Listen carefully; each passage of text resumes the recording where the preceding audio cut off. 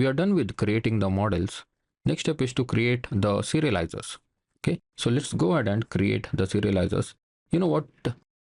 We have been creating serializers inside the API app, right? So in the same serializers.py, you can go ahead and create the serializers for blog and the comment.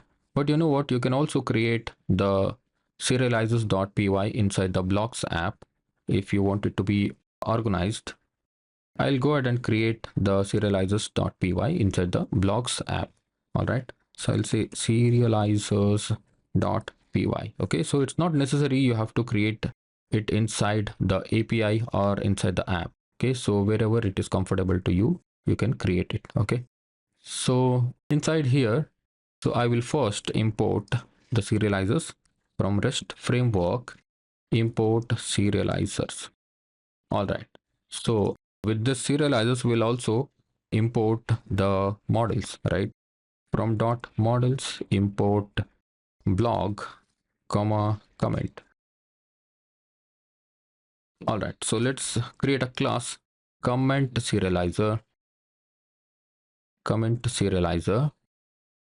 and we will extend the features of serializers dot model serializer. Okay, and let's provide the meta class.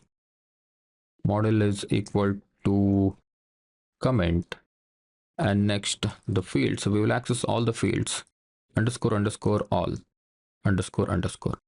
Okay, so with this we are done with the comment serializer. We will also create a new class for this blog model, right? So we'll say blog serializer, serializers dot model serializer. All right. So here also we'll say class meta, and the models is set to blog, and then fields will be underscore underscore all underscore underscore. All right. So this is actually a standard serializer. Okay. So we have not yet implemented the nested serializer. All right.